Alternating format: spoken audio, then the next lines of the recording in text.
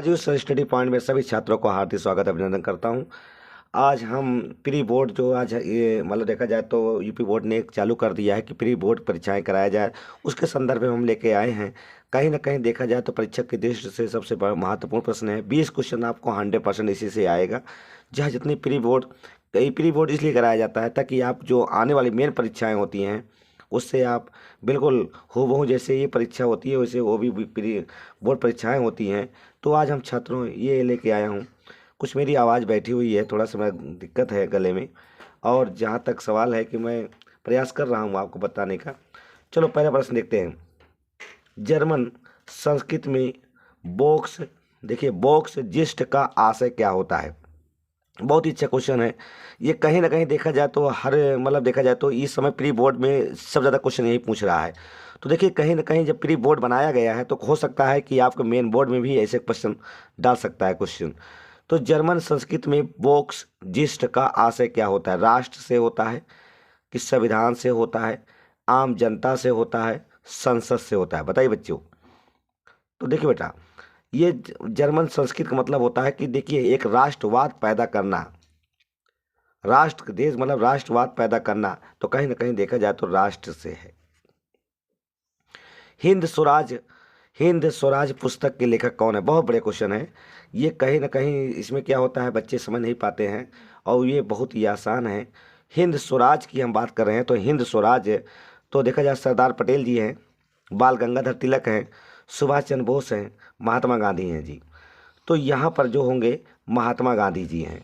बिल्कुल आप लोग बताने का प्रयास करें कमेंट के माध्यम से। अगला क्वेश्चन है मेरे प्यारे बच्चों। ये देखा जाए तो जहाँ तक सवाल है कि हर परीक्षा का एकम बाप है या रामबाण है, बहुत ही अच्छा है। तो देखिए संयुक्त संयुक्त संघ का मुख्यालय कहाँ पर स्थित है। संयुक्त संघ है तो देखिए वाशिंगटन, जिनेवा, न्यूयॉर्क, ऑस्ट्रिया। तो देखिए संयुक्त माने होता है जानते हैं संयुक्त संघ, संयुक्त संघ मतलब अमेरिका की बात कर रहा है। तो एक चीज़ ध्यान देना। तो सही कहीं ना कहीं देखा जाए तो आप संयुक्त में दो आ जाता है, एक वाशिंगटन आ जाएगा, एक न्यूयॉर्क आ जाएगा। तो कहीं ना कहीं देखा जाए संयुक्त संघ का जो मुख्यालय बनाया गया है ये आपका अमेरिका में बनाया गया है, न्यूयॉर्क में बनाया गया है। चलिए बच्चों आज हम चलते हैं, चौथा प्रश्न आ गए हैं। चौथा प्रश्न देखा जाए तो ये कहीं ना कहीं हर कई वीडियो मैंने इसको डाला हूँ और आज भी प्रयास कर रहा हूँ। प्रथम विश्व युद्ध का आरंभ किस मतलब कब आरंभ हुआ था पूछ रहा है प्रथम विश्व युद्ध। तो कहीं ना कहीं देखा जाए मैं पहले बता दे रहा हूँ कि जो प्रथम विश्व युद्ध जो समाप्त हुआ था बच्चा, ये समाप्त बता दे रहा हूँ, समाप्त हुआ था 1918 में। और रही बात यह है कि 1914 में चालू हुआ। अच्छा 1939 में क्या हुआ था, यहाँ पर देखा जाए 1939 की बात कर लें तो यहाँ सुभाष चंद्र अध्यक्ष, जो सुभाष चंद्र कांग्रेस के अध्यक्ष बनाए गए थे, वहाँ त्याग दिए थे। 1942 में भारत छोड़ो आंदोलन हुआ था, भारत छोड़ो आंदोलन हुआ था। 1919 में रोलेट एक्ट पारित हुआ था, रोलेट एक्ट पारित हुआ था, काला कानून संज्ञा दिए थे महात्मा गांधी ने। 1914 में ये प्रथम विश्व युद्ध चालू हुआ था। यही हमारा क्वेश्चन सही है, प्रथम विश्व युद्ध। आइए चलते हैं अगला क्वेश्चन की बात कर लें। तो अगला क्वेश्चन हमारे पास है संसदीय प्रजातंत्र की स्थापना किस देश में सर्वप्रथम हुई। तो संसदीय का मतलब होता है देखिए जनता, प्रजा मतलब देखो यहाँ दिया है प्रजातंत्र, लोकतंत्र, जनतंत्र, जनता तंत्र, इसी को कहा जाता है डेमोक्रेसी। तो कहीं ना कहीं देखा जाए बच्चा तो संसदीय प्रजातंत्र की स्थापना किस देश ने सर्वप्रथम किया है। तो 100% है देखिए इटली, नहीं इटली तो पहले से ही था। फ्रांस में देखो राजतंत्र चल रहा था, जर्मनी के एकीकरण कर रहे थे। तो कहीं ना कहीं देखा जाए ये दोनों प्रश्न आप देख सकते हैं, यहाँ राजतंत्र था, यहाँ राजतंत्र था, ये इंग्लैंड है। आइए हम बात करते हैं अगला प्रश्न। अगला प्रश्न है बच्चा, ये हम देख रहे हैं जितनी भी प्री बोर्ड परीक्षाएं हो रही हैं ये सारी परीक्षाओं में लगभग ये क्वेश्चन पूछा जा रहा है।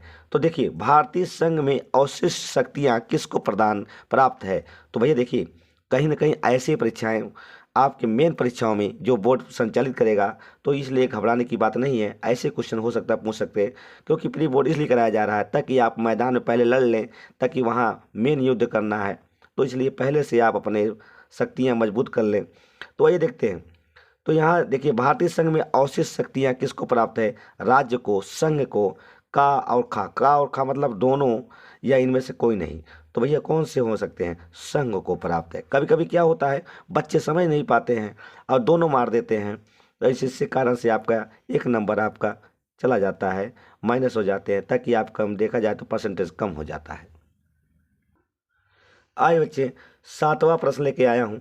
काले दस्ताने बंधी मुट्ठियाँ किसका प्रतीक होते हैं?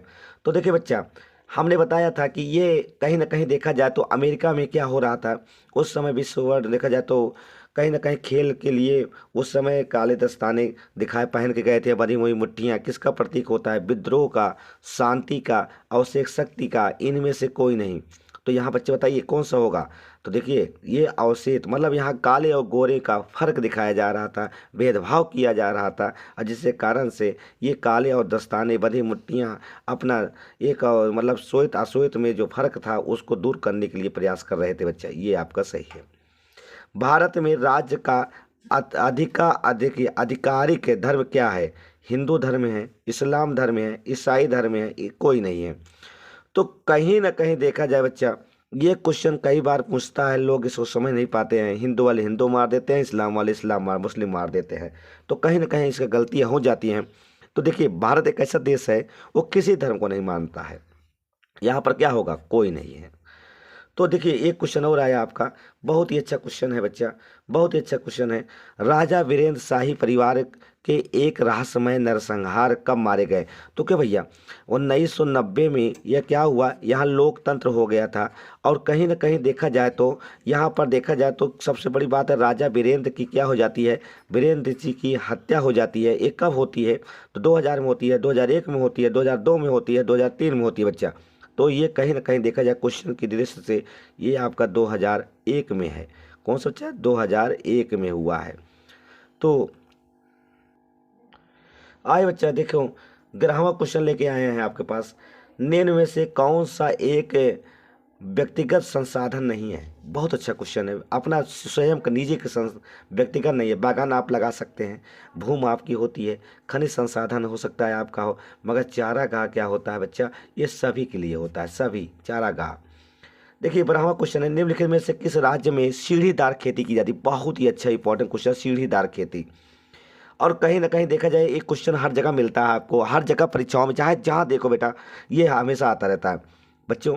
देखिए, पंजाब में, उत्तर प्रदेश में, हरियाणा में, उत्तराखंड में, बताइए बच्चों कौन सा होगा? कमेंट के माध्यम से बताइए बच्चा। देखिए, पंजाब में सीढ़ीदार मतलब होता है जहाँ पहाड़ होगा वहाँ आपका ये खेती होगा। मेरा थोड़ा गला बैठा है वो बच्चा, क्योंकि कारण क्या, मैं आइसक्रीम खा लिया ठंडी में, जिसके कारण से मेरा गला बैठ गया है, इसके लिए आवाज़ थोड़ा सा मोटी हो गई है। मतलब समझाने का मैं प्रयास कर रहा हूँ, ठीक है बच्चा। मेरा वीडियो देखते रहिए, चिन्ह लगता रहेगा। आइए, पंजाब, उत्तर प्रदेश, हरियाणा, उत्तराखंड। तो देखिए भैया, कहीं ना कहीं देखा जाए तो ये सारे क्वेश्चन आपका उत्तराखंड पहाड़ी है, हिमालय पहाड़ी है, वहाँ सीढ़ीदार फसल हो मतलब देखा हो जाता है, खेती होती है। आइए देखते हैं बच्चा, सबसे बड़ी बात है, निम्नलिखित में से परिवहन का कौन सा साधन अति दुर्गम स्थानों के लिए अत्यंत आवश्यक है? मतलब दूर तक ले जाने में बहुत सहायक होता है। कौन सा ऐसा साधन है? जल परिवहन, कि वायु परिवहन, कि रेल परिवहन, स्थल परिवहन? मतलब दुर्गम स्थान मतलब को दूर तक ले जाने वाला, तो भाई देखिए, जल परिवहन नहीं ले सकता है, ये आपका वायु परिवहन है। आज 14वां प्रश्न चलते हैं, निम्नलिखित में से कौन सा पत्तन बंदरगाह मतलब देश के पूर्व में स्थित है? मैंने बताया था बार बार, ये पत्तन वाला भी वीडियो मैंने कहीं डाला हूँ, आप देख लीजिएगा पत्तन कौन कौन से हैं। ये कहीं ना कहीं देखा जाए आप नक्शे भरने में भी काम आता है, और कहीं ना कहीं ऐसे क्वेश्चन पूछ सकता है। तो हम प्यारे बच्चों कहेंगे एक बार हमारा नक्शा वाला वीडियो जरूर देख लें, ताकि आपको ये जो पत्तन वाला है, ये डाउट है, ये पूरा मतलब खत्म हो जाए। और कहीं ना अगर नहीं समझ में आता है तो मैं दोबारा वीडियो डालने का प्रयास करूंगा, आप कमेंट के माध्यम से हमको बताइए बच्चा। कांडला बंदरगाह ये आपका गुजरात पड़ता है बच्चा। ये मुंबई बंदरगाह महाराष्ट्र में पड़ता है। कोच्चि बंदरगाह तमिलनाडु पड़ता है। विशाखापट्टनम आंध्र प्रदेश में पड़ता है। तो 100% है, कौन सही है? विशाखापट्टनम। निम्न में से किस राज्य की प्रति व्यक्ति आय सर्वाधिक होती है बच्चा? तो मैंने बताया था प्रति व्यक्ति आय, एक व्यक्ति की आय सबसे सर्वाधिक कहाँ होती है? बिहार बेचारे बड़े गरीब हैं, ये हो नहीं सकता, मेघालय नहीं हो सकता, राजस्थान, हरियाणा में। हरियाणा में लोग बहुत ज़्यादा पैसे वाले हैं, पैसेदार हैं, इसीलिए हरियाणा ज़्यादा मतलब है हर चीज़ में प्रति व्यक्ति आय, वहाँ आय सब ज़्यादा है, मगर वहाँ लड़कियों की जनसंख्या बहुत कम है बच्चा, मैं पहले ही बताया था। निम्नलिखित में से कौन सा ग्रामीण क्षेत्र विकास लक्ष्य है भैया? तो भैया देखिए, नियमित कार्य नहीं नहीं नहीं भैया। उपज की उचित कीमत नहीं भैया। बेहतर मजदूरी नहीं भैया। इसमें आपको ऋण लेना है, जैसे आप बैंक से लोन ले लीजिए आपका। तो इसमें क्या हो सकता है भैया? कहीं कहीं देखा, इसको आप कमेंट के माध्यम से हमको बताइएगा, कमेंट के माध्यम से आप बताइएगा। तो कहीं ना कहीं देखा जाए मैं इसको कर रहा हूँ, इनमें से कोई नहीं भैया। आइए 17वां क्वेश्चन में बात करते हैं। सेवा क्षेत्र में निम्नलिखित में से किस क्षेत्र में इसमें सम्मिलित किया जाता है? सेवा क्षेत्र भैया, प्राथमिक कृषि है भैया, और द्वितीयक में भैया आपका मतलब उद्योग लगाना है, उसका है तृतीय क्षेत्र है भैया। तृतीय क्षेत्र। एक मार्ग किन वस्तुओं के लिए प्रमाणित चिन्ह है? बहुत बार क्वेश्चन पूछा बच्चा, ये कहीं ना कहीं प्रतियोगी परीक्षाओं में पूछता है। तो देखिए, इलेक्ट्रॉनिक नहीं हो सकता, सेवाएं नहीं हो सकता, उपयोग वस्त्र खाद्य पदार्थ के लिए किया जाता है एक मार्ग। कभी आप देखिए जाए तो एक मार्ग का चिन्ह लगा रहता है।